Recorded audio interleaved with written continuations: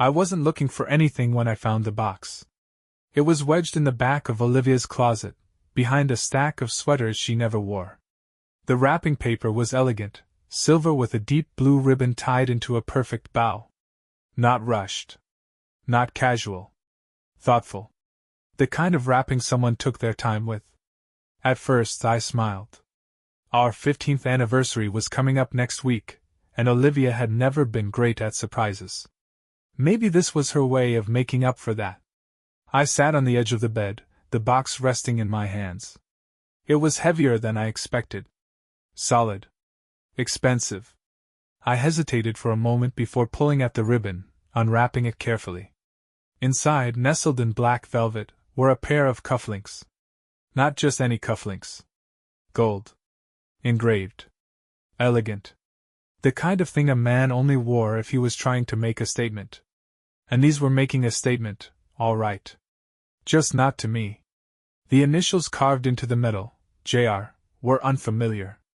My stomach twisted. I turned them over, looking for any other markings, some clue that would make sense of what I was holding. But there was nothing. Just those initials. Someone else's initials. A gift meant for someone else. My fingers tightened around the velvet box, and I sat there, trying to convince myself there was a reasonable explanation. There had to be. Right. I didn't say anything. Not that night. Not the next day. I told myself I was waiting. That I'd give her the chance to present them to me. Maybe there was a story behind them. Maybe I was overthinking. But our anniversary came and went. No mention of a gift. No silver-wrapped box. No cufflinks. Olivia had made dinner, poured me a glass of wine, kissed me softly, just like she always did. She smiled, laughed at my jokes, touched my arm like nothing was different. Like there wasn't a pair of expensive cufflinks hidden in her closet, meant for someone else. By the time I went to bed that night I knew. This wasn't a misunderstanding. Something was wrong. I started watching her. Not in the obvious way. Not in a way that would tip her off. I was careful. Patient. I wasn't going to be the fool who confronted her too soon, who gave her the chance to spin another lie. I checked her phone when she left it unattended. No suspicious messages. No secret calls. Either she was being extremely careful, or she wasn't communicating with JR in a way I could trace. She went about her days as usual, work, errands, the occasional coffee with friends. Nothing out of place. Until 3 nights later. It was just after midnight when she slipped out of bed. I felt the shift in the mattress, the slight creak of the floorboards as she moved. My eyes stayed closed, my breathing slow and steady, pretending to sleep. She took her time getting dressed. No rush. No panic. She wasn't just meeting someone. She had done this before. The front door closed softly, and I waited exactly 30 seconds before grabbing my keys and following her. She drove downtown, keeping just below the speed limit. I followed at a distance, careful not to get too close. 15 minutes later, she pulled into the parking lot of Le Jardin, one of the most expensive restaurants in the city. My chest tightened. This wasn't a quick meetup. This wasn't some shady motel or dimly lit bar. This was deliberate. Planned. I parked across the street and watched as Olivia stepped out of the car, her black dress hugging her body in a way that made my fists clench. She smoothed her hair, took a deep breath, and walked inside. Not once did she hesitate. She wanted to be here. I gave her 5 minutes before following. Inside, the restaurant was dimly lit, filled with the quiet hum of conversation and the clinking of glasses. Couples and businessmen filled the tables, some laughing, some lost in their own worlds. And then I saw her. Seated at a small, intimate table near the back, across from a man I had never seen before. Tall. Well-dressed. Strong jaw, dark hair, piercing eyes. And right there, in the center of the table, was the black velvet box. Olivia pushed it toward him, smiling as she spoke. I couldn't hear the words, but I saw the way she leaned in. The way her fingers grazed his. The way he reached for the box with a small, knowing smirk. She was giving them to him. My stomach churned. I had been prepared for a lot of things: another husband, a lover, some secret affair she had been hiding for months. But there was something about this man that sent an uneasy ripple down my spine. Something familiar. I stepped closer, moving just within earshot. "Wasn't sure what you'd think," Olivia was saying, her voice warm, almost nervous. "I know it's a lot to process, but I wanted to do something special. To make it real." The man turned the cufflinks over in his hands, his lips pressing together in a tight line. "Olivia," he said slowly, his voice deep and smooth, "I don't know what to say." She reached for his hand, squeezing it gently. "You don't have to say anything, James. Just be here." My blood went cold. James. Jr. I didn't know this man. But Olivia did. And she was looking at him like he was the one she had been waiting for. I took another step forward, heart pounding, about to speak.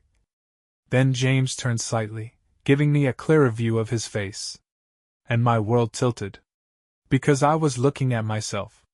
Not exactly. But close enough. Same strong jaw. Same sharp cheekbones. Same deep-set eyes. It was like looking in a distorted mirror. James wasn't just some stranger. He was my brother. A brother I had never known existed. I couldn't breathe. I stood there, frozen, my entire body locked in place as I stared at the man across from Olivia.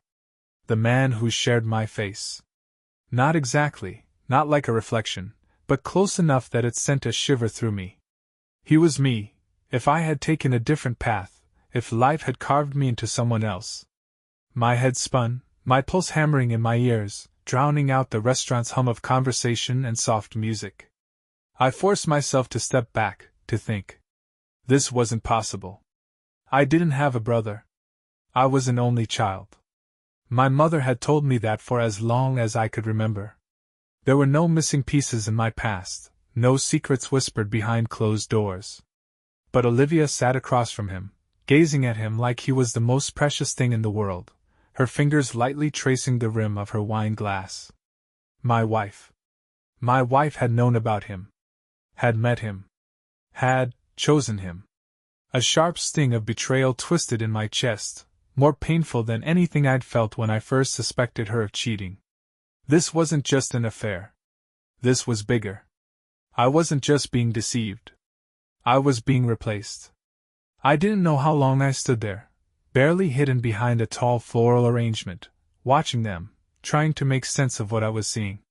Then James, or Jr., as the cufflinks said, spoke again, and his voice made my skin prickle. "I can't believe you found me," he said, turning the cufflinks over in his palm, his brows furrowing. "I mean, I always knew there were gaps in my past, things my parents didn't want to talk about, but I never imagined."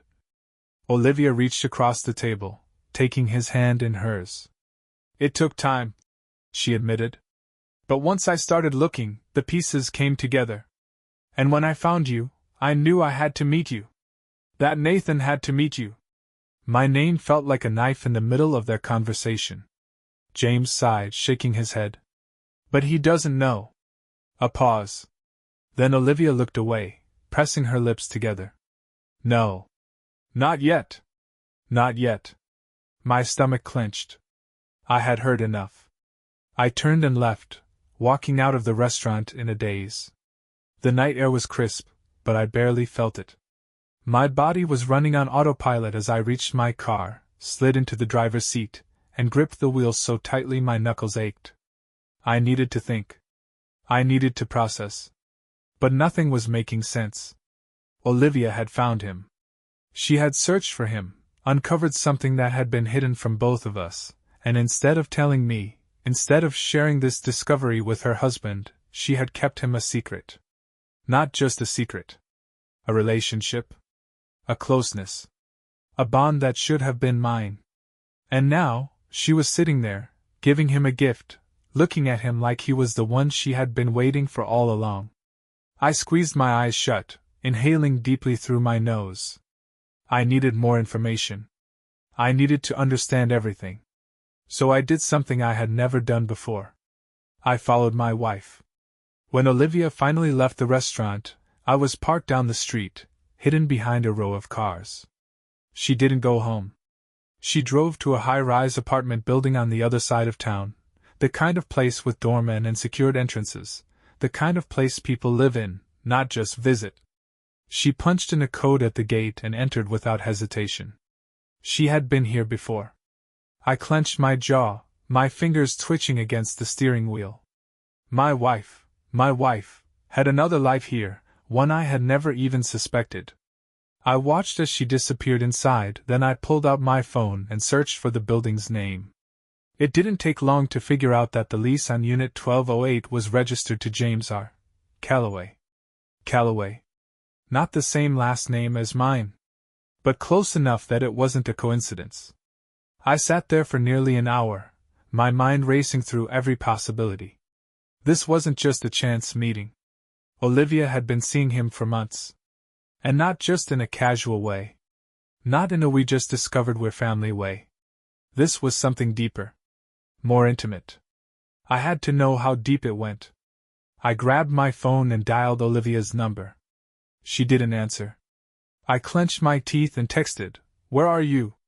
A full 10 minutes passed before she replied. "Out with Sarah. Girls' night. Be home soon." Lies. I exhaled slowly, willing myself to stay calm. I could storm in there right now, pound on the door, demand answers. But I wouldn't do that. Not yet. I had played the fool long enough. This time, I was going to be smarter. This time, I was going to wait. Because if Olivia thought she could replace me with a man wearing my face, she was about to learn just how wrong she was. I barely slept that night. Olivia had come home late, creeping into bed as if nothing was wrong, her breathing slow and steady. I lay awake beside her, staring at the ceiling, every muscle in my body tense. I wanted to shake her awake, demand answers, force her to tell me the truth. But I didn't. Not yet. I needed more. I needed to know everything. The next morning, Olivia moved through the house like any other day. She kissed my cheek before heading out, promising to grab groceries after work. I nodded, played along, and watched her walk out the door like the loyal husband she thought I was. Then, the second her car disappeared down the street, I grabbed my keys and left. I was going to see him. James Calloway's apartment building was sleek, modern, the kind of place where people with money lived quiet, comfortable lives. I walked through the entrance lobby, scanning the directory until I found his name. 1208. I should have hesitated. Should have stopped to think. But I was past the point of second-guessing. I pressed the button for the 12th floor. The elevator ride felt endless. My hands clenched and unclenched at my sides, my heart pounding against my ribs. How the hell was I supposed to do this? Walk up to a man I'd never met, a man who looked like me, and demand to know why he had been hiding in my wife's life? The doors slid open with a soft chime. I stepped out, found the door marked 1208, and knocked. A few seconds passed. Then I heard footsteps. The door swung open, and there he was. Up close, the resemblance was even more unsettling. The same bone structure, same dark hair, same piercing eyes, though his held a flicker of confusion. He looked at me like I was some strange illusion. "Nathan?" I stiffened. My name sounded wrong coming from his mouth. "You know who I am," I said quietly. James swallowed, gripping the doorframe. He was rattled, but not surprised. Not completely. "Yeah," he admitted. "I do." I forced my breath to stay steady. "Then start talking." James glanced down the hallway, then sighed, stepping aside. "Come in." The apartment was neat, tastefully decorated, but it didn't feel lived in.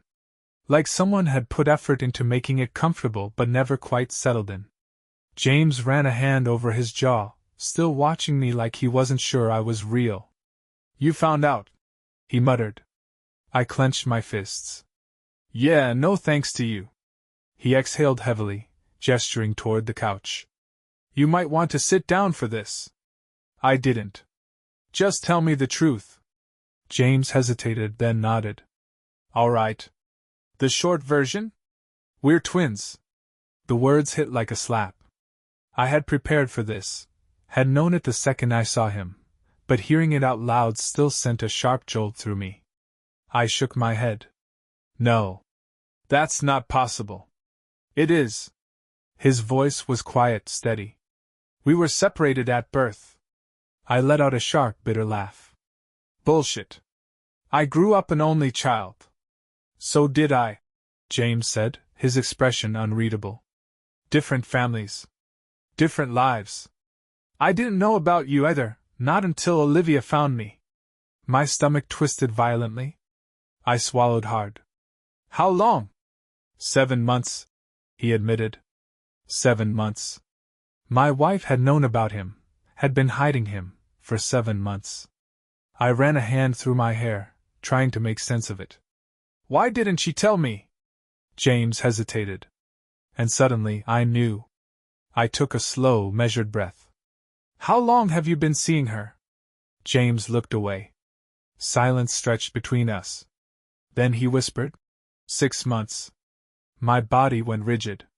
I had spent weeks, months, years believing in my marriage, trusting my wife, while she had been sneaking off to be with him. Not just any man. Not some stranger. Me. A version of me I never knew existed. You have to understand, James said quickly, his voice strained.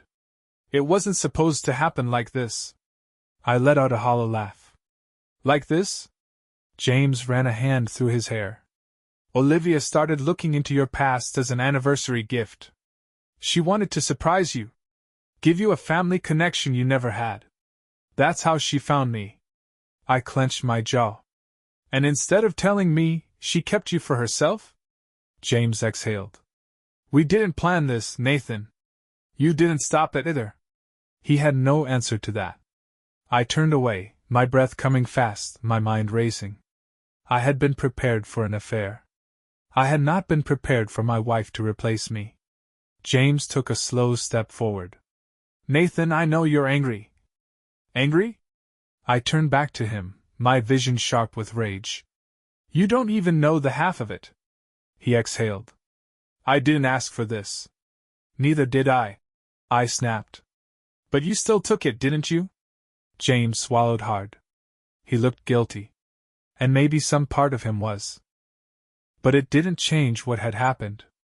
It didn't change that Olivia had made a choice. And she hadn't chosen me. A bitter silence settled between us. Finally, James let out a quiet breath. What are you going to do? I didn't answer. Because I didn't know. But I knew one thing for certain. This wasn't over. Not even close. I left James standing in his apartment, staring after me like he wanted to say something else, but I didn't give him the chance. I walked out, took the elevator down 12 floors, and stepped into the crisp morning air like I wasn't suffocating from the weight of what I had just learned. My wife had spent 6 months lying to me, not just about an affair, but about something much worse. She had found my twin brother, hidden him from me, and somewhere along the way, decided she wanted him instead. I gripped the steering wheel as I drove home, my knuckles aching from the force of it. I didn't know what I was going to do yet, but one thing was certain, Olivia wasn't getting away with this. By the time I pulled into the driveway, her car was already parked in its usual spot. She was inside, probably making coffee, moving through the house like it was just another normal morning. I slammed the car door harder than necessary and walked inside. She was in the kitchen, just like I had pictured, pouring herself a cup of coffee with that effortless ease she always had. She glanced up when I entered, smiling like nothing had changed. Hey, you're back early. I didn't answer right away. I just stood there, watching her, waiting to see if she would lie to my face. Her eyes flickered slightly, like she sensed something was off. Nathan? I exhaled sharply. Where were you last night? The question caught her off guard. A pause. Too long. She recovered quickly, giving me a small smile. I told you. Girls' night with Sarah. Lie. I nodded slowly, stepping closer. Right. Sarah. I could see the tension creep into her shoulders, the slight shift in her stance. She knew something was wrong, but she didn't know how much I knew. So I decided to tell her. I saw you, Olivia, I said quietly. At Le Jardin. The color drained from her face. Her fingers tightened around her coffee cup, and for a split second, I thought she might drop it. You. Her voice came out breathless. You were there? I tilted my head. Yeah. I was there. And I saw you, sitting across from him, giving him a gift, holding his hand like I never even existed. Her lips parted slightly, but no words came out. I waited. Gave her the chance to say something, anything. A confession. An apology. A desperate excuse. Instead, she exhaled shakily and whispered, I didn't want you to find out like this. A hollow laugh escaped me. Wow. That's what you're going with. Her eyes glistened. Nathan, please. Why didn't you tell me? I cut her off, my voice sharper now.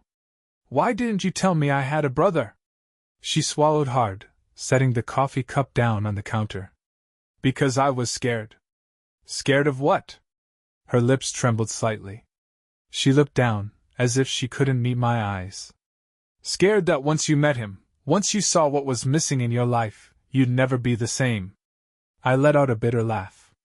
Right. Because you were so worried about me. She flinched.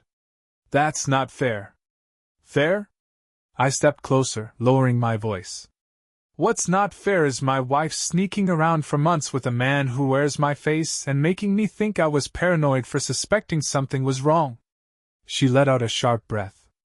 I didn't plan for this to happen, Nathan. I clenched my jaw. And yet it did. Silence stretched between us. Then, finally, she spoke again, barely a whisper. I fell in love with him. The words hit like a sledgehammer to the chest. I had known. Deep down, I had known. But hearing her say it? That made it real. I swallowed the lump in my throat. So what happens now?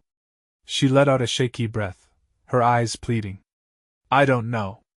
That's not good enough, Olivia. She blinked rapidly, her voice breaking. Nathan, I never wanted to hurt you. I shook my head, laughing bitterly. But you did. And the worst part? You didn't even have the decency to tell me the truth until I caught you. She wiped at her eyes, exhaling shakily. I love you, Nathan. I always have. I scoffed. Yeah? Funny way of showing it. Tears spilled down her cheeks now. I didn't choose this. My chest ached, my vision blurring with fury. But you did, Olivia. You made the choice every single day you lied to me. Every time you left our bed to go to him. You chose him over me. Her shoulders shook. I'm sorry. I inhaled sharply, forcing the anger down. Sorry isn't enough. She swallowed hard. Then what do you want? I let the silence stretch, let her feel the weight of her own betrayal. Then I spoke. I want you to leave. Her breath hitched. Nathan. I want you gone. She blinked rapidly, stepping forward, reaching for me. Please, we can talk about this. I stepped back. There's nothing left to say. Tears streamed down her face, but I didn't feel sympathy. Not anymore. I turned and walked away. Because Olivia had made her choice. And now, I was making mine. Olivia didn't leave right away. She stood in the kitchen, gripping the counter, her breathing unsteady. I had just told her to go, to pack her things and get out of the house we had built together, but she didn't move. Maybe she thought I would change my mind. Maybe she thought that if she cried enough, if she begged enough, I would break down and let her stay. She was wrong. I turned away from her, heading for the stairs. My chest felt tight, my mind still struggling to process everything, but I knew one thing for sure, I couldn't look at her any longer. Nathan. She called softly, her voice trembling. Please, just let's talk about this. I stopped but didn't turn around. We already did. You don't mean it. She whispered. You don't really want me to leave. I clenched my jaw, my hands curling into fists at my sides. Yes. I do. Silence. Then, she let out a quiet, broken sound, something between a sob and a breathless laugh. Where am I supposed to go? I exhaled sharply. I don't care, Olivia. The words were harsher than I intended, but they were true. She had spent months sneaking around behind my back, hiding him from me, making a fool out of me. And now she wanted my sympathy? No. She didn't deserve it. She inhaled shakily, then finally, I heard her footsteps retreat. I didn't move until I heard the sound of a suitcase being unzipped upstairs. Only then did I release a slow breath, my fingers aching from how tightly I had been gripping them. She was actually leaving. It should have felt like a victory. So why did it feel like losing? She was gone within the hour. No final words. No desperate attempt to change my mind. She packed her things, walked out the door, and drove away, leaving behind a house that suddenly felt too big. I sat on the couch, staring at nothing, trying to process what had just happened. I had spent weeks suspecting her of cheating. Days gathering proof. Hours preparing for the confrontation. And now that it was over, now that she was gone, I didn't feel the satisfaction I thought I would. Just emptiness. I didn't know what to do with myself. So I did the only thing I could think of. I called James. He answered after 2 rings. Nathan. His voice was careful. Hesitant. He wasn't sure if I was calling to scream at him, to demand an apology, to threaten him. Maybe I should have. But I didn't have the energy for that. Where is she? I asked. A pause. Then, quietly, she's here. I let out a slow breath, my fingers tightening around my phone. I figured. James hesitated. I didn't ask her to come here. Didn't stop her though, did you? Silence. I pinched the bridge of my nose, closing my eyes. I need to see you. He exhaled. Nathan. Tomorrow. I cut in. No, Olivia. Just us. Another pause. Then, finally, okay. I hung up without saying goodbye. I didn't know what I was going to say to him. But I knew I needed something. The next afternoon, I stood outside his apartment, the same place where my world had shattered just days ago.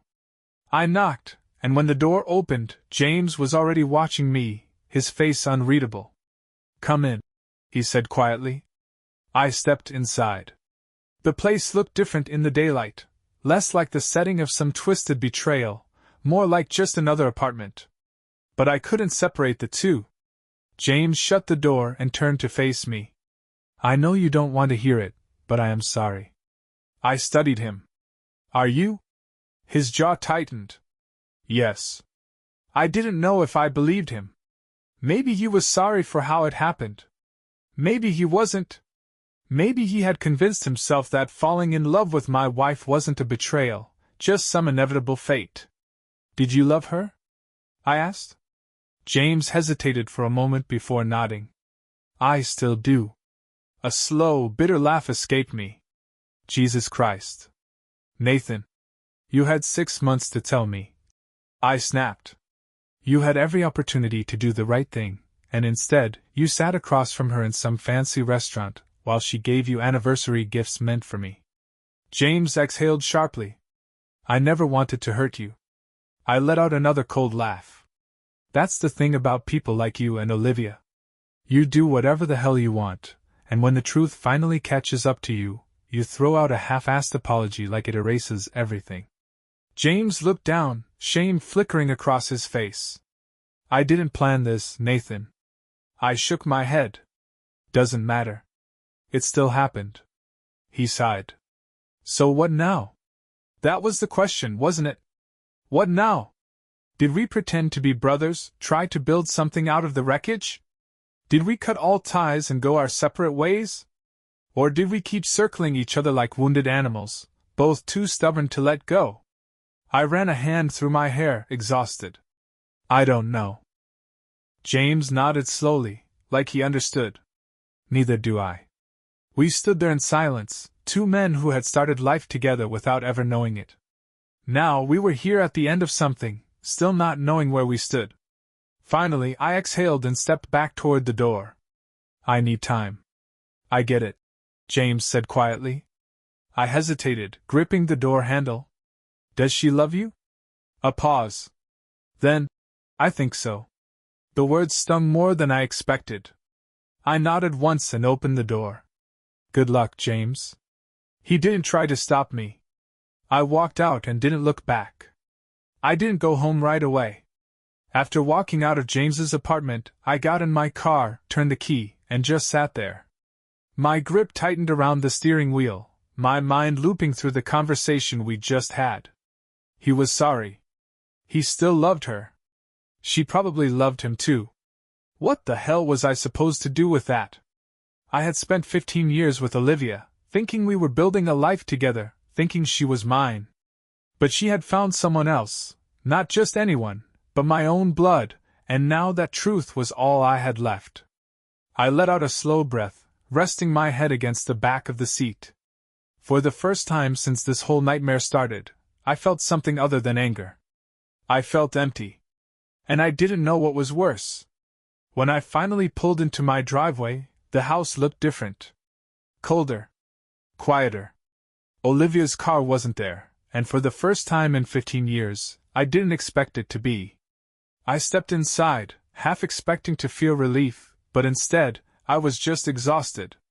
I walked into the living room, dropped onto the couch, and closed my eyes. But the silence wasn't peaceful. It was haunted. Everywhere I looked, there were pieces of her. The throw blanket she always curled up with on movie nights. The book she had left on the coffee table, a bookmark still tucked between the pages. The faint scent of her perfume still clinging to the air. It felt wrong. It felt like she had just stepped out for groceries and would be back any minute. Like nothing had changed. But everything had. I grabbed the throw blanket and shoved it into a drawer. I took the book and tossed it onto the donation pile.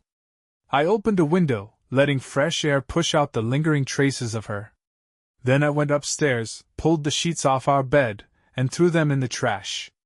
I didn't care that they were still good. I didn't care that they were expensive.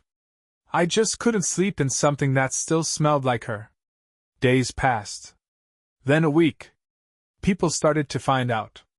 Olivia's friends, our neighbors, even a few coworkers who were close enough to notice something was off. Some sent sympathetic texts.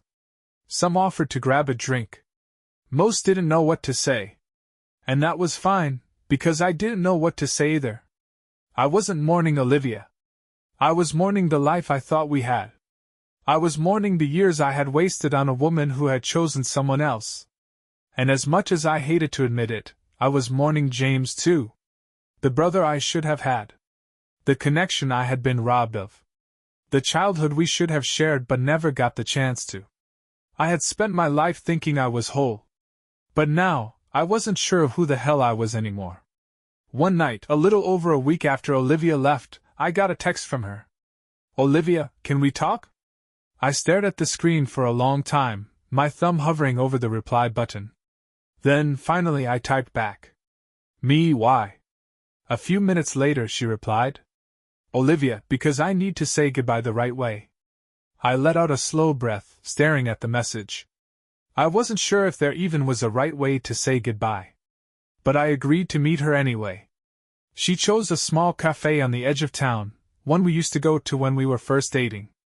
Back then, we would sit for hours, talking about everything and nothing, dreaming about a future we both thought we wanted. Now we sat across from each other in silence. She looked different. Not in a dramatic way, but in the little things. The way her hands fidgeted. The way her eyes kept flicking to mine, searching for something that wasn't there anymore. I don't know where to start, she admitted.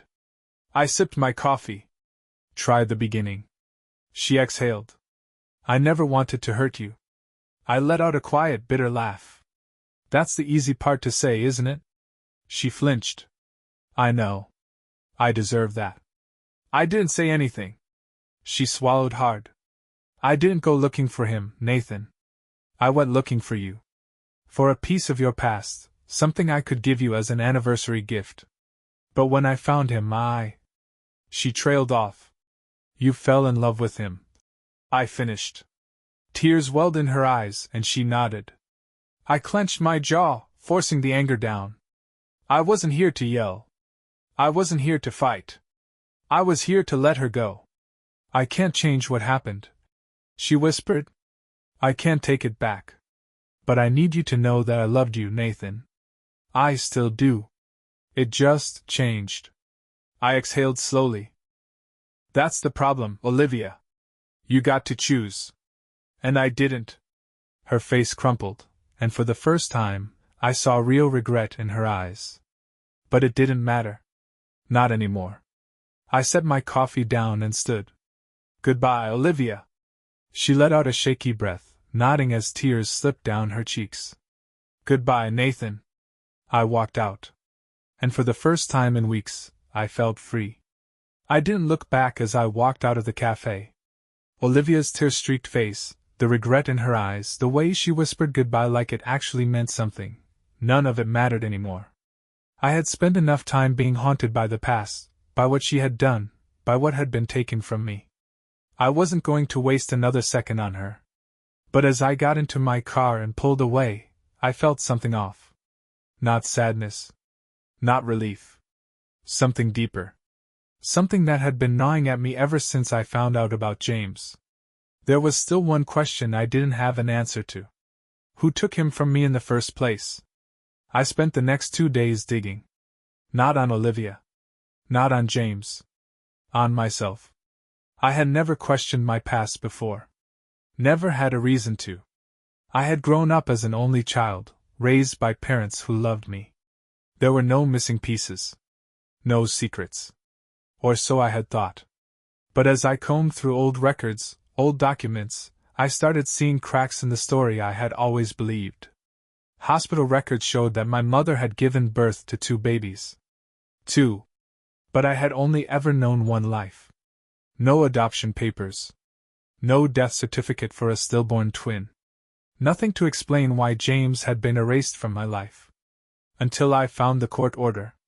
It was buried in old legal archives, scanned and forgotten by time, but it was there. A ruling from over 30 years ago. My parents had fought for sole custody. Not of me. Of one of us. James had been taken from them. Which meant they had been keeping a secret from me my entire life. I needed answers. So I went to the only place I could get them. Home. I arrived at my parents' house just before sunset. It was the same house I had grown up in, the same one where I had spent my childhood playing in the yard, where birthdays and Christmases had been celebrated without a second thought. But now, it felt different. Like the foundation had been built on a lie. I knocked on the door, and a few moments later, my mother answered. Her face lit up when she saw me, but then her smile faltered. She could tell something was wrong. Nathan? She said cautiously. What is it?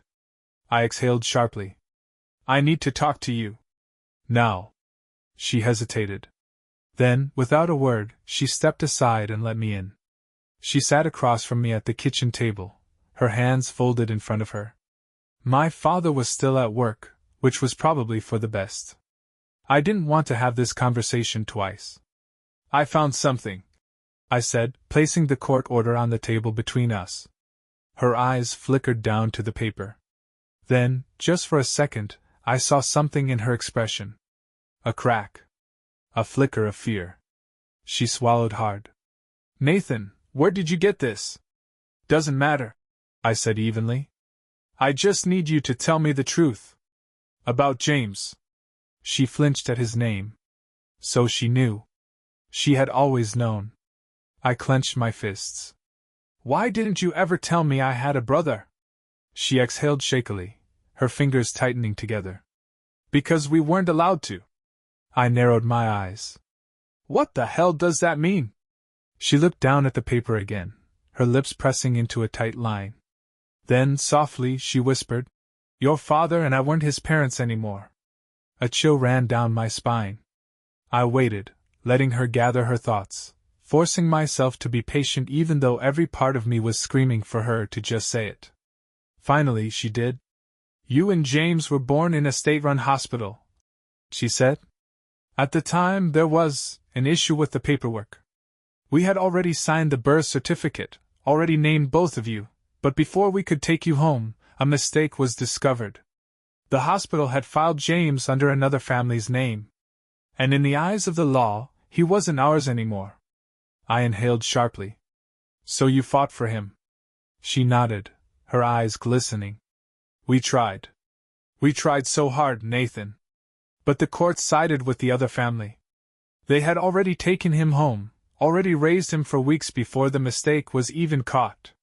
And by then, it was too late." I felt sick. "Why didn't you tell me?" I whispered. She looked at me, her voice barely audible. "Because the judge made us promise we wouldn't." I blinked. "What?" "The only way we were allowed to keep you was if we agreed to never contact James. To never tell you about him. To never interfere in his life." Her voice cracked. "If we broke that rule, we could have lost you too." I felt like the ground had been ripped out from under me. All these years, I had thought my life had been whole. But I had only ever had half of it. And my parents, who I had loved, who I had trusted, had known the truth all along. "You should have told me," I whispered. She wiped at her eyes, shaking her head. "Would it have changed anything?" "Yes," I said, my voice rough. "It would have changed everything." She swallowed hard. "I'm sorry, Nathan. I really am." I exhaled shakily, running a hand through my hair. I believed her.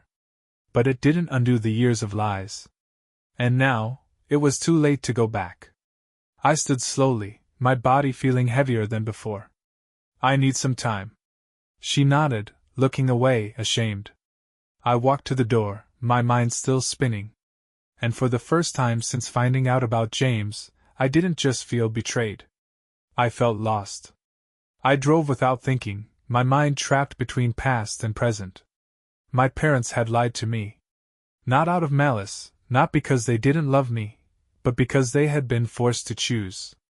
And in choosing me, they had erased James. For years I had lived my life believing I was whole. Now I wasn't sure of who I was anymore. By the time I pulled up to James's apartment, it was well past dark.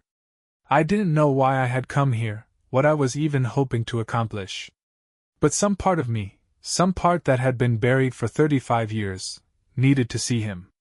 Needed to figure out what happened next. I knocked. A few seconds later, the door opened. James stood there, his expression guarded. We stared at each other for a long moment, two men who should have grown up together but had instead become strangers. Finally, he sighed. "Come in." The apartment was quiet. Olivia wasn't here, which was a small relief. I didn't know what I would have done if she had been. James walked to the kitchen, grabbed 2 beers from the fridge, and handed me one. "Figured you might need it." I took it without a word and sat down. He sat across from me, watching, waiting. "You knew, didn't you?" I finally said. James frowned. "Knew what?" "That we were separated. That our parents fought for you." His grip tightened around the bottle. "Not at first. But yeah. I found out a few years ago." I inhaled sharply. "And you didn't try to find me?" His jaw clenched. "What would I have done, Nathan? Just show up at your doorstep and say, 'Hey, surprise, I'm the twin brother you never knew existed?' You had a life. I had a life. And I didn't want to mess that up for you." I scoffed. "Yeah, well, Olivia sure as hell took care of that for both of us, didn't she?" James winced but didn't argue. Silence stretched between us. Then, quietly, he said, "I didn't plan on falling for her." I clenched my fists. "But you did." He exhaled. "Yeah. I did." My pulse hammered in my ears. The anger, the betrayal, the resentment, it was all still there, burning just beneath the surface. But there was something else now. Something I hadn't expected. Understanding. James hadn't stolen Olivia from me out of cruelty. He hadn't set out to hurt me. But he had still made a choice. And so had she. I took a long sip of my beer, then set it down, looking him in the eye. You want her? His expression flickered, like he wasn't sure if it was a trap. Yeah. I nodded slowly. Then she's yours. He let out a slow breath, like he had been waiting for that moment. Nathan! I don't want an apology. I interrupted. I don't want excuses. I just want to move the hell on. James studied me, then nodded. Fair enough. I stood, my chest lighter than it had felt in weeks. I had spent so much time clinging to the anger, to the hurt, but the truth was, I didn't need Olivia. And I didn't need to keep fighting a battle that had already been lost. James walked me to the door. Just before I stepped out, he said, What now? I exhaled slowly, the weight of the past finally settling. Now? I start over. He nodded. Good luck, Nathan. I hesitated, then offered my hand. For the first time, he shook it. And maybe, just maybe, that was enough. I walked out without looking back. This time, I was really free.